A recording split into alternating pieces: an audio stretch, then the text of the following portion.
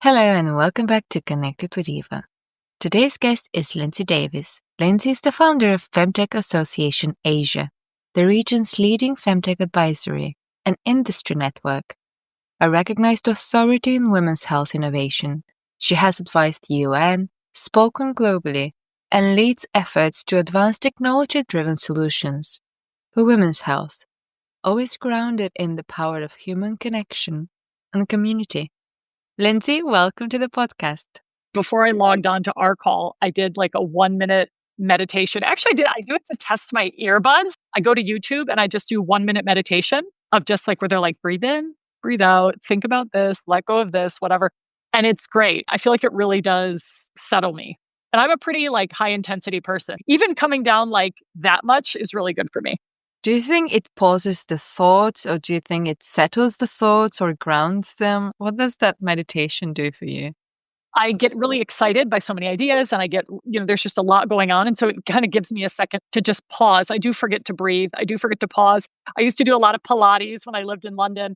And my instructor used to be like, hey, we're doing a 2-minute plank. You got to breathe at some point in the 2 minutes. Cause I would just like, hold my breath. So I think it's all for the best. Why do you think this is important? Well, I mean, some stats on mental health is that we know that twice as many women as men suffer from depression. And that in women, it's one of the leading causes for disability. So we already look at the challenges of the workforce, whether it's family life, work-life balance, whether it's, the glass ceiling, the glass cliff, gender inequality. We have so many things to think about in the workplace, as well as doing our jobs really, really well and successfully, which is a positive part, right? It's not all the challenges of negativity. It could be you're doing so well that you keep getting more responsibility and promoted. So it's not always the negative side. I think too often we look at meditation, we think of it as this like lighting a candle, sitting on the ground, like the whole experience. For myself, it's important because it does help me with my mental health. I take a step back, I pause, I breathe, and oftentimes it gives me just that little second to either acknowledge that something isn't that big of a deal, that I need to approach it a different way. I'm a doer by nature. If there is something to be done, I'm doing it. I'm very action oriented. For me, it's like if I don't ever pause, I just end up doing. And before I know it, I'm like, wait, was this strategically the best use of time or resource or decision? Or should I actually have been doing something? Should I have delegated this? I think it gives us a chance at work to one, just literally manage our work better and productivity better. But I think as far as mental health, it kind of just snaps back to remembering like what's important and removing ourselves from things that maybe aren't as important that seem so important in the moment. I heard this really good quote. If it wouldn't matter in 5 years, it shouldn't matter for 5 minutes. It's the idea of, of course, if something's upsetting, think about it, give it a moment. But if in 5 years' time, you're not going to be thinking about it, don't spend another minute on it. It's just not worth it. It's a good transition to my question that I actually wanted to start the podcast with originally. Do you think entrepreneurship is something that's ingrained in everybody?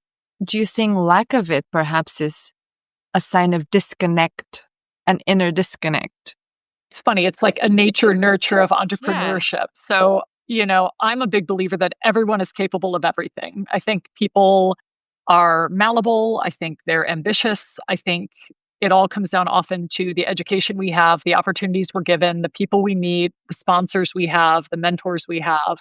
So for me, I think everyone is capable of being an entrepreneur. And I think entrepreneurship, we often think about one demographic or one type of entrepreneur.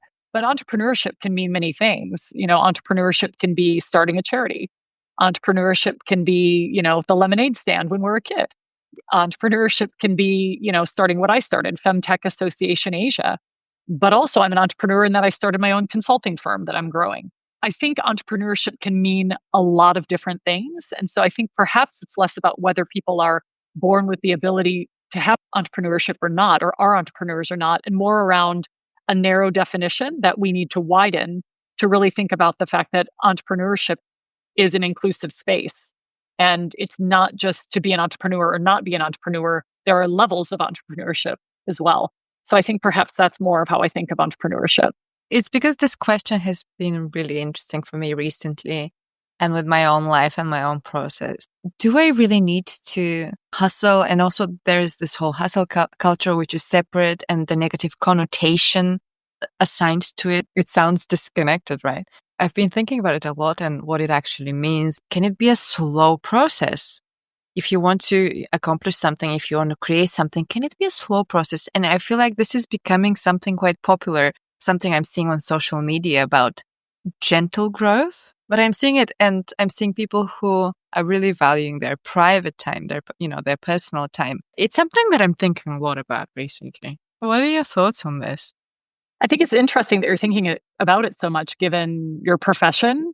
There's so much content. You can always make more. You can always do more. You can always do better. You can always elevate. You don't have to pause ever. You really could work 24/7. And I think a lot of us could, but especially in your industry. I'm pro hustle. And I think perhaps maybe that's just the culture of my household growing up that, hard work was very respected and doing the right thing and having strength of character. And part of that strength of character is doing your best and trying hard. Maybe a better way of saying that now, though, as I've gotten older and I've done jobs where I have done everything all the time. I remember I worked until midnight on Christmas for one of my companies. And in hindsight, I'm like, what was I doing? What reward was I going to get? And funny enough, one of my bosses called me and screamed at me for not working on Christmas Eve and Christmas Day another year. So I think that there's a toxicity around hustle culture. But what I will say is I like hustle because I find it as we decide what's important to us, what our values are, what our priorities are, and especially what our goals are, purposeful hustle can be really fun and really engaging and really motivating. And that opportunity to learn, which is a big motivator for me, is I've learned over the years, learning and curiosity are kind of key parts of who I am. So that purposeful hustle is fun if it's something we enjoy doing. And maybe it's not even about fun, but if it's going to get us to where we want to be, which is a very clear vision, I think hustle can be really positive. I do think as we're growing our careers, there is a point in time where we have to go above and beyond to build our reputation. So I think it's that clarity of understanding what is our purpose behind this hustle. And if it's not really, really clear, there's a question of, value there. And is it part of your values or do you value it? I mean, how do you think about everything that you have on your plate all the time? Like, how do you prioritize what you're working on? That's so true. Especially if you're creating a podcast, there could be so many things you're doing on the outside. People are always like, oh, maybe you should do this and maybe you should try this and maybe add this as well. Why don't you think about this? There are a million things you can do. And obviously I'm thinking about growing it, maybe starting to have video and like thinking about studio spaces. And that's like a thought process that's happening all the time, constantly. But actually, I love this terminology you came up with, purposeful hustle. It's so beautiful because a lot of people hustle, but the reason why they do is because they want to succeed, but it doesn't really connect. Maybe it's coming from the outside, from what other people are telling them. That's why it's really important to listen to your gut and really do things if you believe in them, if it's something that's coming from you. Because if you believe, actually, it doesn't really feel like work. I can, spend 8 hours editing an episode. It doesn't feel like work. Well, sometimes it's a bit annoying, but it's part of your fun. purpose and part of what Yeah. and even the hard things can be fun if you feel like it's the ultimate goal is towards your big purpose. And I found one word that you just used in what you were talking about is the term success.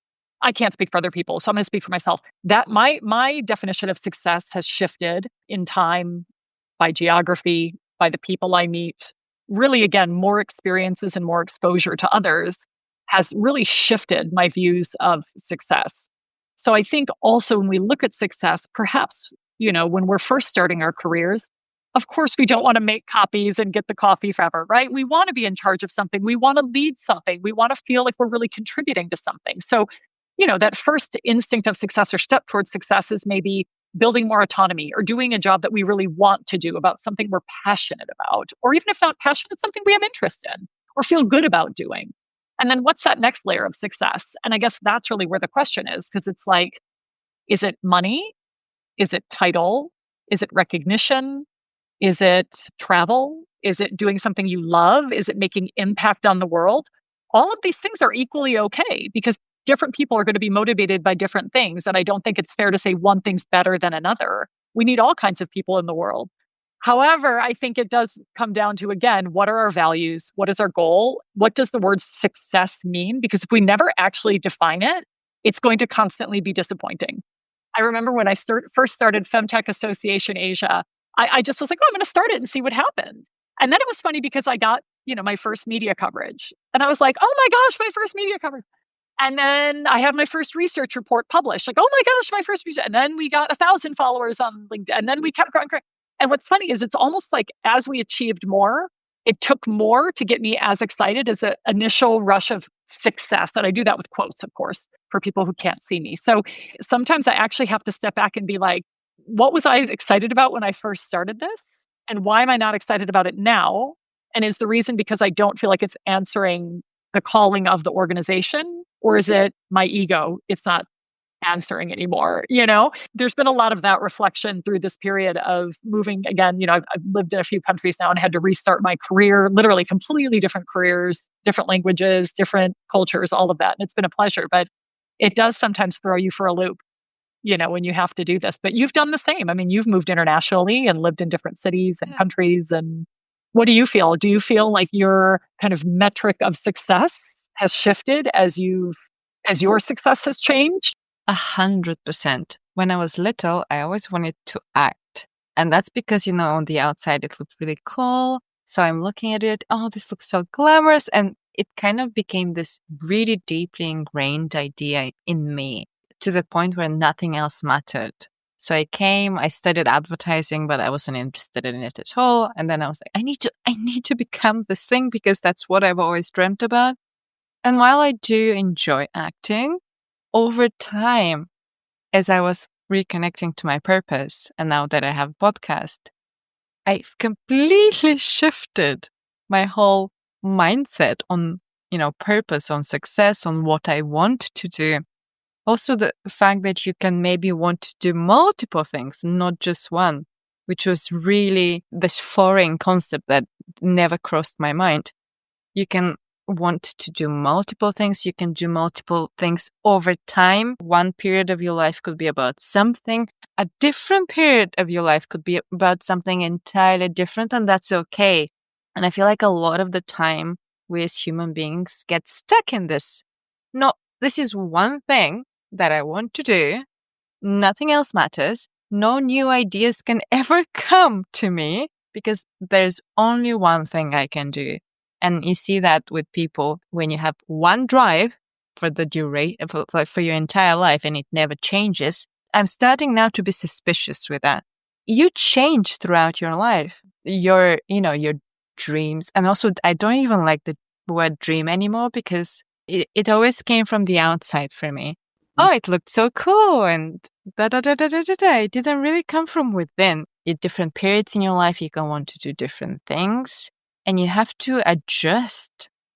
I feel like the adjustment process is something a lot of people struggle with because they don't. They're living their life based off this thing that they wanted to do 15 years ago when they were a completely different person.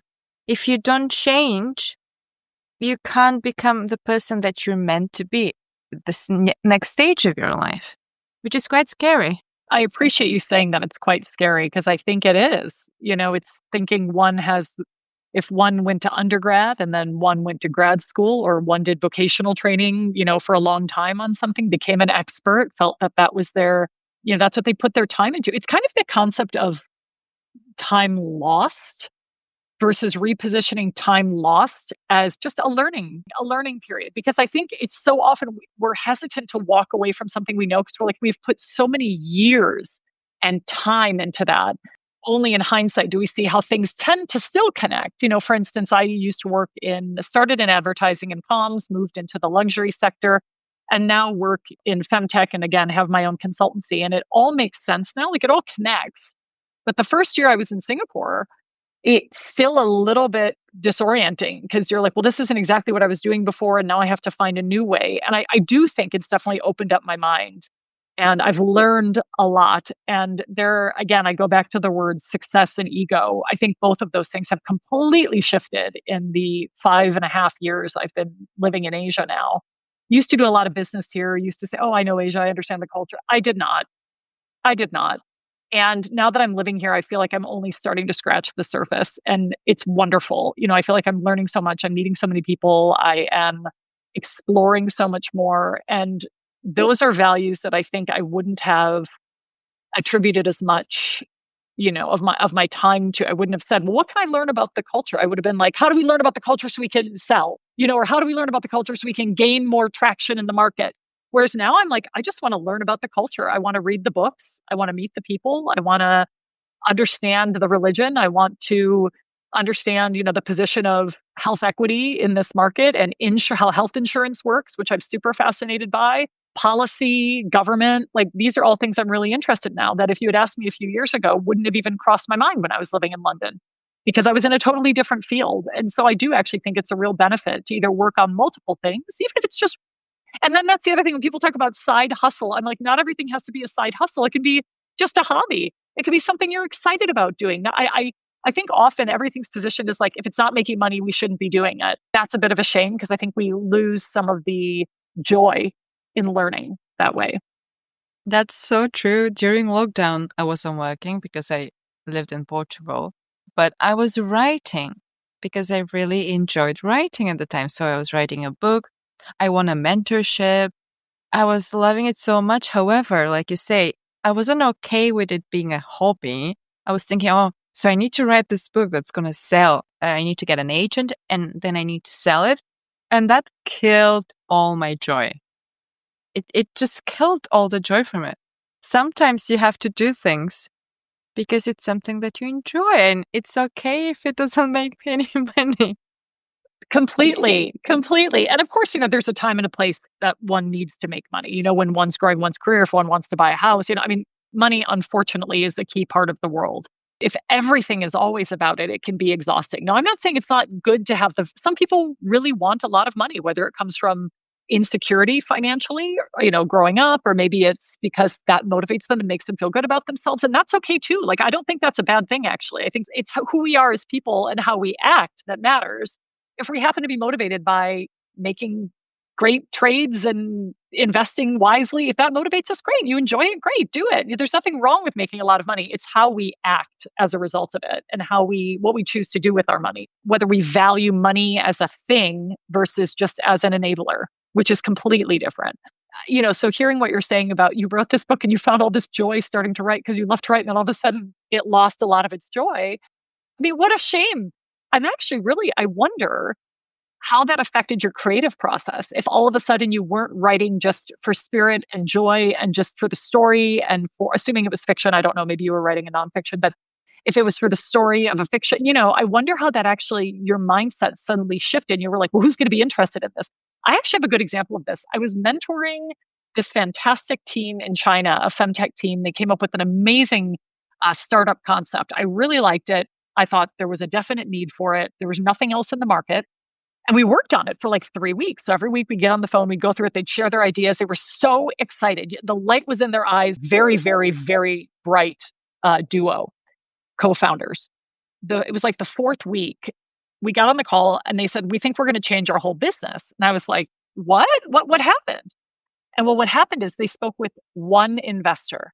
And he said, I don't think anyone's going to invest in this. You need to have an AI component and X, Y, and Z and some other advice. And I thought to myself, so my first question was, oh, is this investor in the FemTech space? Have they invested in healthcare and women's health? And they were like, no. And I said, okay, have they invested in just healthcare? Forget women's health, have invested in healthcare. And they were like, no. And so I thought, okay, everyone's going to have an opinion about your business. What do you think the pain point is that you're solving? Has that shifted?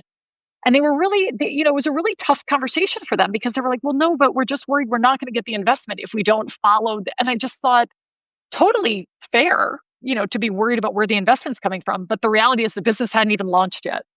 And so I don't feel like they gave themselves a fair chance because I thought they had a great idea. And I think they're a really dynamic team and I still hope they launch it. But the idea was somewhere along the way, there's always going to be someone who thinks of things differently or positions things differently or is a naysayer or disagrees. And I think we have to, again, back to entrepreneurship, which you and I are both doing. I think we have to think about like, am I actually solving a pain point? And if I am, and I really believe that's the pain point, and that's what the consumers in the market are telling me, then yes, of course I'm going to have to keep pivoting. That's just business. You have to keep pivoting, pivoting, pivoting. But is my core the right, pain point? And am I solving something that people don't have? Is your podcast presenting a voice that isn't heard elsewhere, a perspective that other people don't have? And I would say yes for you. So someone coming in and saying, I think you should only interview people from America, the US, and I think you should only interview other people in entertainment and media. And I think you probably would say, well, no, because I don't think that's my audience. You have enough confidence in yourself, your idea, your values, your customer, or your listener in your instance, to know that you don't need to change everything just because of one piece of advice, one perspective. So I've received a lot of great advice, over the years. And I've taken on some and not taken on some, and it depends on whether I feel it's the right thing. The other thing I know more than anything, and then I'm going to let you talk, is people love to contribute. People are really kind. They want to share. They want to support your business. They want to give their ideas. But at the end of the day, who's doing the work? Everyone has an idea. Everyone wants to sit around the table. Everyone wants to share their idea. But really, at the end of the day, it's, who's actually going to do the work? That's a question I often have because, there are a million ways to do things, but what's actually reasonable and achievable from a workload, resource, timing, budget perspective that can actually be done? So I think it's important that we let all ideas flow and stay open to all ideas, but that we also have an operational realism. We have goals to achieve, so it can't just forever be a discussion around the table. There needs to be some action. Everyone makes fun of move fast and break things, Facebook quote from long ago, and that's fair enough. I'm not saying that's how it needs to go, but I do believe that sitting in a room talking about the business all day isn't going to actually make anything happen for the business. I always feel like if you don't believe in your product, why should someone else? How can you even start a company if you want someone else to come and tell you, oh, yeah, you should be doing this? People want, I would imagine, to invest in someone who, and I feel like people mostly invest in people rather than the business, who is like 100% not delusional, but this is what's needed. It's not captivating when you're starting something and you're not sure about it. Well, especially a startup, you have to have that vibrancy, and that belief and that passion. We get the question a lot from founders, how do I convince an investor that my company is worth investing in? And it's a really interesting question because we have to sell. We have to sell our idea. We have to sell ourselves. We have to sell, we have to sell. But at some point, if the questions coming back to someone are there that many women who need help with fertility? My wife doesn't need help with, my wife didn't have a hard time with menopause, and they bring up a data set of one. That's probably not someone whose mind you're going to be able to change right now. Doesn't mean in the future you won't be able to once you show the traction. And there's only so much time one can spend on someone who's a non-believer versus spending more time on those who do believe in what you're doing, who are going to help you. And those people do exist. I think the biggest challenge is when we see some of the numbers around investment in female founders, when we look at it's, 2% of global VC funding. And it's like, are women, just why does this happen? And of course, there's gender bias. But a piece of research that I read said that even if a woman founder, raises funds the first time, if it's from a women-focused investment firm, they're more likely to raise less funds in their second round of funding. So this is like a systemic issue with investing in women. And it can't be because women don't have amazing business ideas or aren't amazing founders. So there is clearly a systemic issue at hand. And then we layer on what I do in the women's health space, and a lot of it's taboo, or a lot of it is, stigmatized, or a lot of it people don't want to hear, or, the fact that only 25% of decision makers in VCs in Southeast Asia are women. So if 75% of the room are men, and if that experience hasn't been in the FemTech or women's health space before, why would they suddenly pivot to invest in women's health versus health tech that feels like population health? We all know it's important. I've never heard someone say, well, that's not important. The question is, how do we pivot the mindset, or how do we educate about how much white space there is for new companies to come in and create something? There's so many unmet needs. It's really quite fascinating. This is what I spend my days thinking about. I've read a few things recently first of all, that says women are less emotional when it comes to business, and women come with different ways to do things. So, not your standard ways. So they'll find ways to deal with a problem. They'll find a creative solution that nobody else has thought of because they don't follow that pattern that everyone else has walked on. That's something that needs to be celebrated, if anything.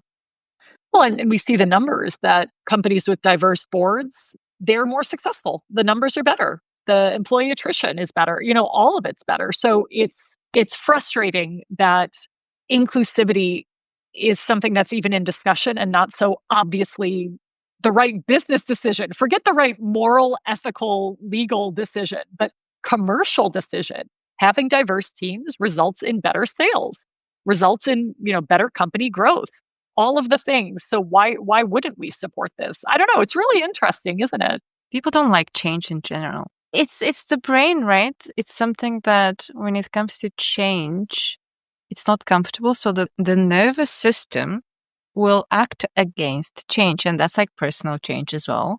First of all, it's very important to have the awareness of a problem. And then the awareness that you might actively work against a change, because as human beings, we're wired to go for the safe, right? Otherwise, we wouldn't have survived. So the brain is like wired like that. We go back to meditation that we were talking about at the beginning. Sometimes I just carry on down the path and all of a sudden I'll say, whoa, this is maybe biased thinking. Or wait, maybe this is my preconceived notion. Or maybe this is from my past experience, but not actually what's happening here. So the meditation does help. My little 1-minute meditations do help. And then the other thing that I think is my experience, and I think you will probably agree given your experience, the more I've moved around the world, I've been so uncomfortable and so out of place. I'm 188. I stick out like a sore thumb. I'm not a quiet person. The more I travel, the more I've been uncomfortable, the more I've been out of place, the more I've had to figure things out. And it's almost like one becomes more comfortable with change because it's more in the day-to-day. It's more normal. Moving around the world and having an international career, I am grateful that I've been able to be exposed to so much that I'm pretty open to other ideas. And sometimes it's a matter of kind of stepping back and saying, okay, let's reflect on that a second, and try to think like, is this the best idea? There's a really good book that I liked. It was a super easy read. She's a great writer, really interesting woman, Erin Mayer. I think she went to INSEAD, and she wrote a book called The Culture Map. And it's a really fun read about different cultures in the workplace, everything from how hierarchy works to confrontation to building consensus. Really easy read, really fun book, but also really is like light bulb after light bulb being like, oh my gosh, yeah, I've seen that. Or, oh yeah, okay, yeah, that makes perfect sense. So it kind of teaches us how to, reflect on culture as a part of our day-to-day lives in business. When you said exposure, that's so true, because you notice when people haven't had exposure, they'll obviously have a very limited mindset and very closed off mindset because they have not had exposure. There are people the world is still really closed for. They haven't had that kind of experience to try out new things, to even maybe leave the town they're from. Like my family, for example, my dad, especially my grandmother, her mindset in life, it has never changed. It has never changed. It has always stayed the same because she has never had a different experience. And me going back to her and telling her, oh, there are different things, different ways of thinking. She doesn't understand it because I could tell her that, but she hasn't seen it. So you need to personally see different things to open your mindset. So that's why exposure is so important. And you see difference in people who have had a lot of exposure and people who haven't. It's mind-blowing. I was talking with a friend of mine this morning. We were just talking about travel and how the more we've all traveled, it takes more to really wow us. It doesn't mean we're not impressed. Like I walk into places and I'm absolutely like, oh, this is amazing or it's beautiful. But I don't get that. I don't often. I still do, but I don't as often get that feeling of just absolute wonder, or a breathtaking moment. Do you remember when you first left Bulgaria, like your first experience where you had that moment of just like, oh my goodness, the world is huge all of a sudden? I had this idea that when I arrived in London, it would be this magical place. And actually, we didn't really have money. So it was not as magical as I wanted it to be. So yeah, and mine was almost like a coming down, right? From the dream state. Yeah. all these things that I thought would be true, they were not possible. And also my mindset at the time was very limited to begin with. So it was a very, very different life. However, when it came to travel, and that's something that was allowed when I opened my mind. So I could travel to a lovely place and not respond to it because I'm not feeling great about myself. And then, especially in recent years when I've been so open and more grounded and happy with myself, I'm exploring things differently and I'm reacting to things differently. I'm open and all that. But that's a mindset shift, massive mindset shift.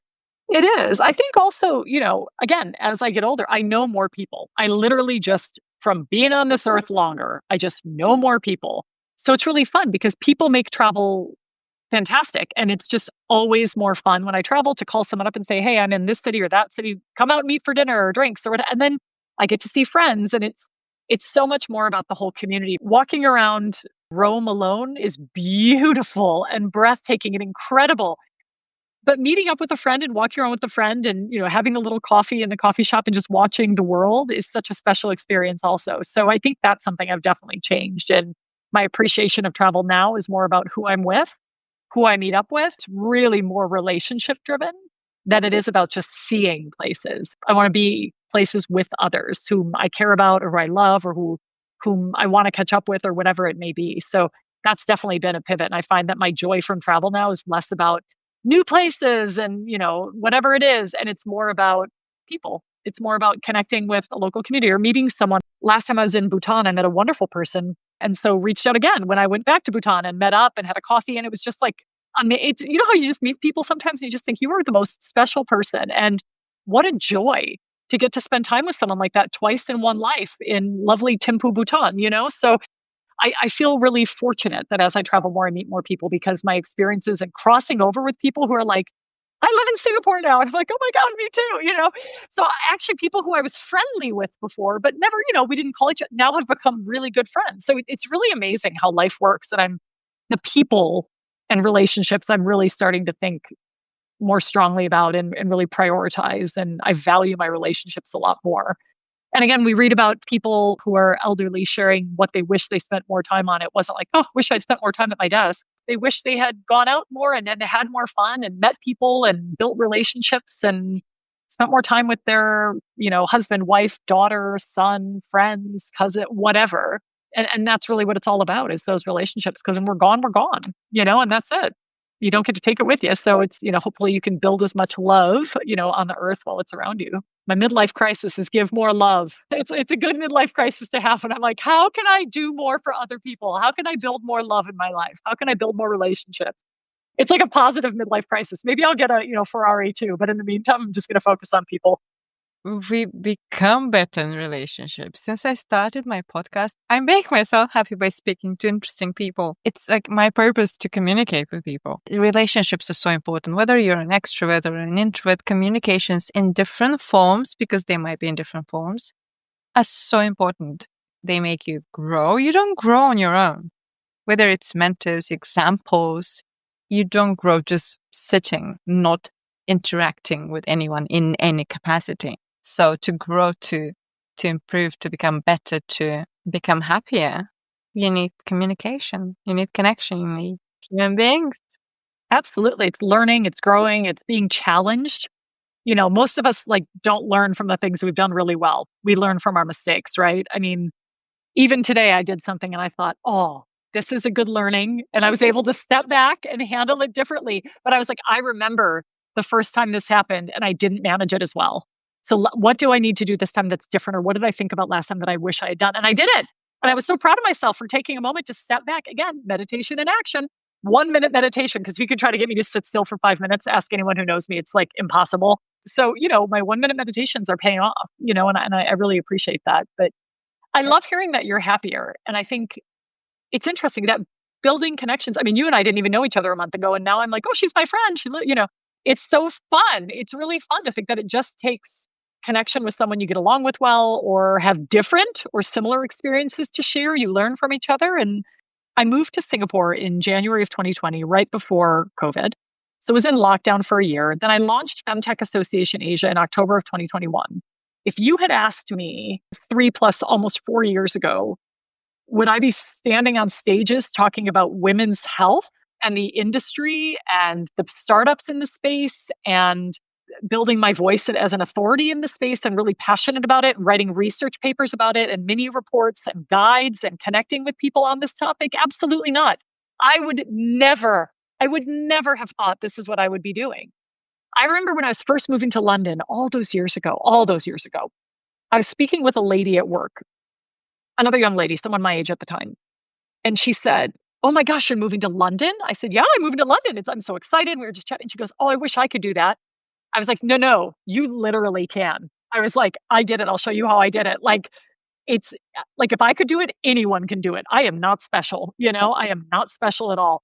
And she's like, "Oh no, I could never do that." I said, "No, but you literally can. You literally can. Like, I can show you how to get the visa." She's like, "No, I could never do that." What you said earlier about change, it was so far outside of a comfort zone for someone who hadn't taken those first steps.